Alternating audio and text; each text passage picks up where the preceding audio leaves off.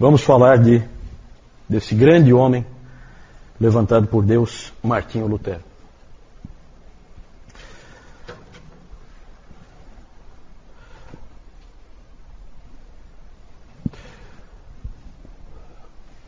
Lutero é uma figura que vale a pena conhecer, um indivíduo fantástico, cheio de altos e baixos. Já se escreveu um monte de livros sobre a psicologia de Lutero, né? Análises psicológicas sobre ele, como ele era, porque ele é um homem de altos e baixos. Ele é um indivíduo que, como o Dr. Lloyd Jones disse, é um vulcão em erupção. O homem escolhido para ser o soldado do Senhor, para libertar o povo de Deus do cativeiro em que estava. Tudo nele é cheio de vida. Ele sofria constantemente de depressões. Muitas vezes ele caía em grande desânimo, que ele chamava de noites escuras da alma. Uma dessas vezes ocorreu em 1527, 10 anos depois dele ter colocado as 95 teses.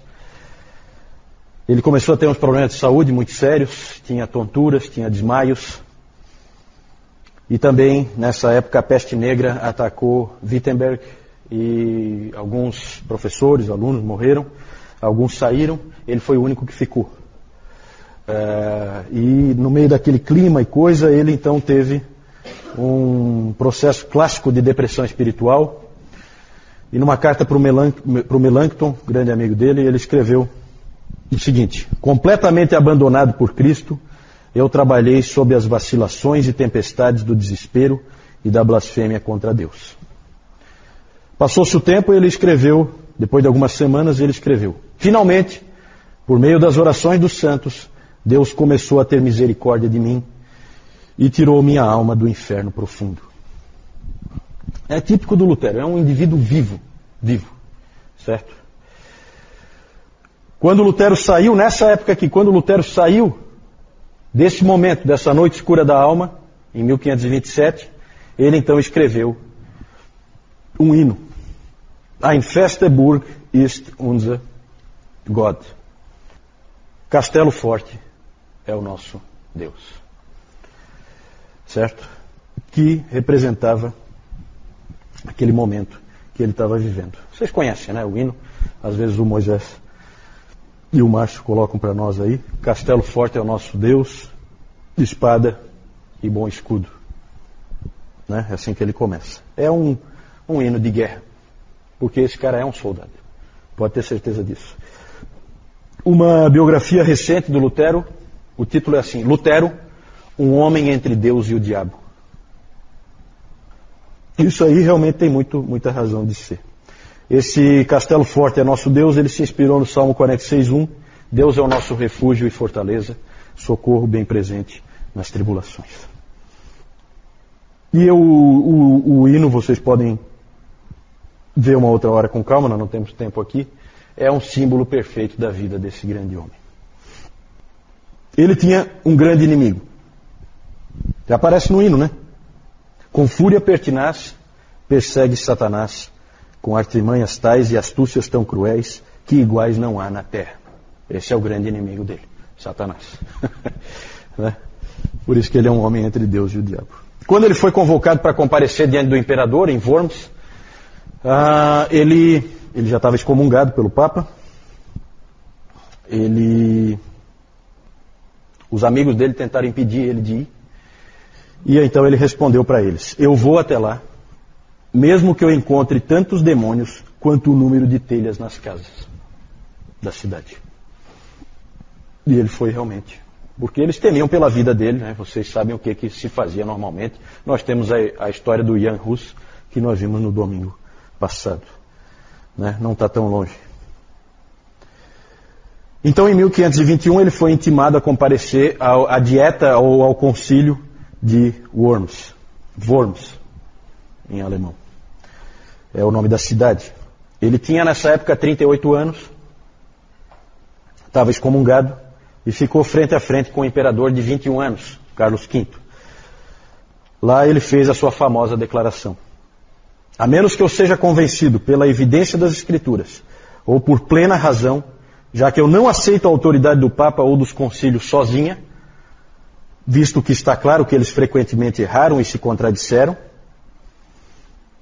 A menos então que eu seja convencido pela evidência das Escrituras, estou preso pelas Escrituras que citei e a minha consciência está cativa à palavra de Deus. Eu não posso e não vou reconsiderar, porque não é seguro nem certo agir contra a consciência. Que Deus me ajude. Amém. Quando Lutero saiu dali, ele foi sequestrado em seguida. Felizmente sequestrado pelos homens do bem, que estavam do lado dele, certo? O que se crê é que havia, isso não tem uma comprovação bem clara, mas havia espiões que descobriram que havia uma outra emboscada para ele, dessa vez do imperador e do papa, para capturá-lo, para que ele fosse morto. E aí então Frederico o Sábio, rei da Saxônia, mandou homens dele que fizeram uma outra emboscada e sequestraram ele antes. E aí levaram ele para o castelo de Wartburg. Nesse castelo ele ficou então protegido pelo rei da Saxônia, Frederico o Sábio. E nesse castelo de Wartburg ele ficou 10 meses. Lá ele fez a sua tradução, traduziu muito rápido. Ele traduziu o Novo Testamento para o alemão, certo? Traduziu para colocar na mão do povo. E ele já traduziu do grego, lá do Erasmo, né? Então as coisas vão se encaixando, né? Ele sabia, o Lutero sabia, o livro de Romanos inteiro, em grego, de cor. Certo? Então, na verdade, trata-se de um gênio, tá? A gente não tem como entrar em detalhes, mas é um indivíduo único na história. Naqueles 10 meses em Wartburg, ele estava traduzindo, então, o Novo Testamento, e ali ocorre a famosa ocasião em que ele jogou o tinteiro no diabo, né? Vocês viram, né, isso aí, né? Vocês foram lá na sala, né, onde ele fica. Meus pais estiveram lá. Tem lá o lugar em que eles dizem que foi onde ele jogou o tinteiro, né? No diabo, numa hora em que ele estava furioso. É claro que isso aí, a gente não tem total certeza de que isso foi assim realmente, mas essa história é famosa. Tem até uma história que diz que foi o diabo que jogou nele primeiro e que ele só devolveu. Então, mas é um indivíduo que está sempre sendo atacado, claro, porque ele é o indivíduo escolhido por Deus para fazer a maior transformação que já aconteceu na história da igreja como um todo, tá? Como um todo. Ele também teve que travar debates teológicos intermináveis com inimigos humanos, certo? A própria dieta de Worms mostra isso. O efeito disso é que ele ficava cada vez mais firme nas doutrinas que ele cria. Porque ele era atacado, aí ele ia buscar mais evidências, ficava cada vez mais forte. Conforme esse espírito de Lutero, de absoluta subserviência, como nós vimos naquela frase dele, à palavra de Deus, e que ele tinha que ser convencido pelas Escrituras, isso aí rapidamente contagiou um monte de jovens dentro da igreja. Essas revoluções geralmente precisam de um contingente de jovens grande, e esses indivíduos começaram então a crer nisso, e ali então surgia o sola Scriptura, somente as Escrituras, somente as Escrituras. Como Lutero deixou bem claro, vamos concordar com o pai da igreja, vamos concordar com um concílio? Com certeza, desde que esteja de acordo com a palavra. Senão, não. Senão eles estavam enganados, eles erraram, essa parte nós vamos jogar fora. E era exatamente essa a atitude de Lutero e dos reformadores. Já um homem velho, Lutero, relembrando toda a reforma, ele disse em um dos seus sermões: simplesmente ensinei, preguei, escrevi a palavra de Deus. Não fiz mais nada. Então, enquanto eu dormia, ou bebia cerveja de Wittenberg com o meu Felipe e o meu Amsdorff, a palavra enfraqueceu tão intensamente o papado que nenhum príncipe ou imperador jamais fez estrago assim. Não fiz nada. A palavra fez tudo. Então esse é o espírito. O Papa foi derrotado pela palavra, não pelo Lutero. E isso ele deixa muito claro, certo? Esse homem foi chamado a ser um guerreiro e ele assumiu o chamado de Deus. O mais impressionante da vida de Lutero é que ele morreu de morte natural. Né? Se tem um indivíduo na história que não tinha como morrer de morte natural, é esse aí. E, no entanto, ele morreu de morte natural. E ele não tinha medo de morrer, não, tá? Claro que o instrumento humano para que ele não morresse de morte matada, como se diz, foi o Frederico da Saxônia. Foi usado por Deus para protegê-lo militarmente. Coisa que o Savonarola não teve. Lembra que no domingo passado eu falei do Maquiavel. Profetas sem armas não prosperam. Certo? Isso o Maquiavel tinha percebido no Savonarola. Lutero tinha armas do lado dele. Medo de morrer ele não tinha, mas ele tinha uma grande preocupação com a sua família. Lutero ele disse algumas vezes que ele não queria casar, porque ele sempre colocava em risco a família dele, porque ele estava sempre, pairava sobre ele sempre a morte de um herege. E a morte de um herege, a gente sabe como é queimado pelo Papa. Então ele tinha medo de deixar a família sozinha, esse tipo de coisa. Mas ele acabou se apaixonando pela Catarina von Bora, que tinha sido uma freira. E tem uma história muito interessante, que eu não vou contar aqui, né? Mas essa freira, Catarina, ela foi uma das 12 freiras que Lutero ajudou a escapar que ele ajudou a escapar, a fugir de um convento dentro de barris de arenque. Certo? Ele ajudou 12 freiras a fugir de lá de dentro. E uma delas era a Catarina. Certo? Ele acabou depois casando com ela. Ele tinha, quando ele se casou, 42 anos e ela 26. Ele era já bem mais velho que ela. Ele adorava essa mulher. É uma história bonita, a história deles. Na verdade, ali se forma uma primeira família cristã protestante, né? Cheia de amor uns pelos outros, mas também com muito realismo, muito pé no chão, né? Muito de pegar junto, todo mundo pegando junto, né? Uma unidade familiar forte. E o Lutero gostava muito de fazer brincadeiras a respeito dela, né? Ele costumava chamar ela de meu senhor Catarina, né? Porque ele era totalmente desorganizado, né? Uma vez o Melanchthon disse que a cama dele estava totalmente mofada, né?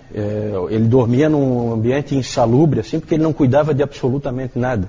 Era daqueles, sabe aqueles intelectuais que não se preocupam com absolutamente nada, a não ser aquele indivíduo focado numa coisa só? Então ele era assim. Essa Catarina veio para arrumar um pouco a vida dele, que estava meio bagunçada. Ele disse que na maioria das coisas ele deixava a Cat lhe dizer o que fazer. Nas outras era o Espírito Santo. Ele era muito espirituoso, né? Tem algumas cartas dele em que ele brinca assim, ele começa, querida Costela. Querida Costela. Claro que é uma referência a Adão e Eva, né?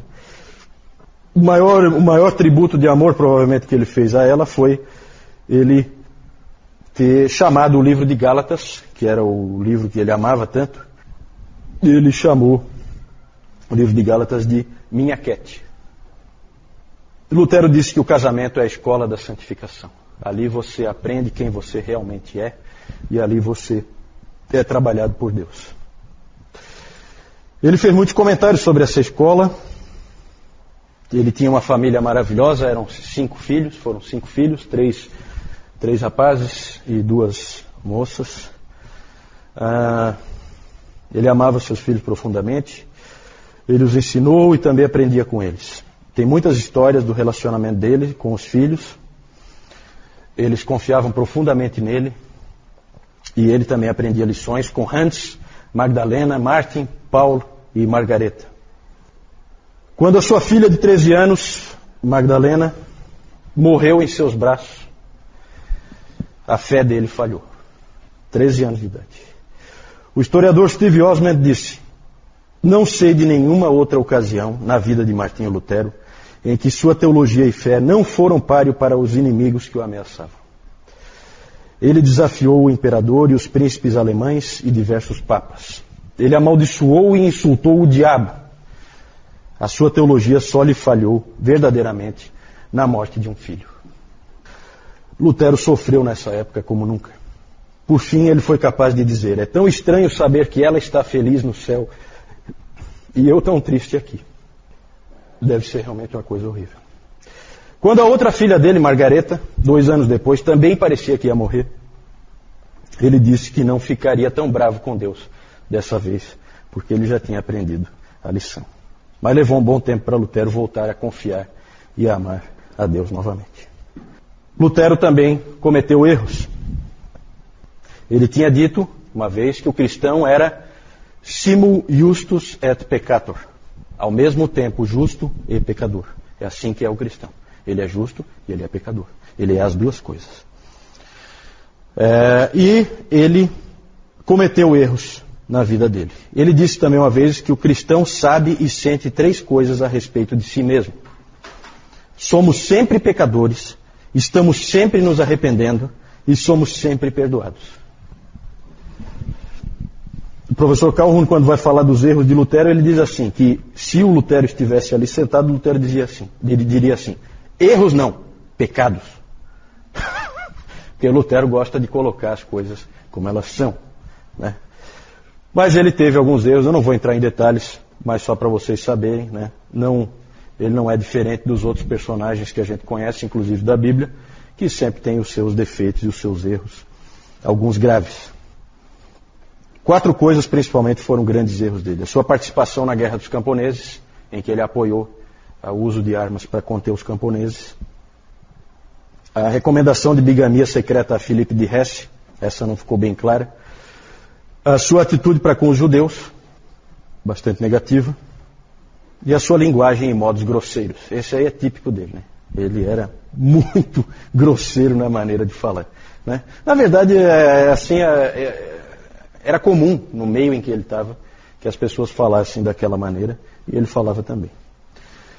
Ele morreu em 1546, com 62 anos, em uma viagem em que ele estava indo resolver um problema numa briga entre 2 irmãos, e ele estava viajando para tentar resolver, levou seus 3 filhos com ele.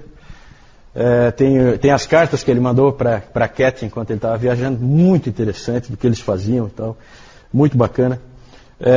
E no meio dessa viagem ele acabou passando mal e acabou falecendo. Ele é uma personagem fascinante. Se vocês tiverem a possibilidade de conhecer um pouquinho mais sobre Lutero, corram atrás disso. E o que se diz é que as pessoas costumam gostar de Calvino, mas elas amam Lutero. E isso é porque ele é tão humano, né? Realmente humano.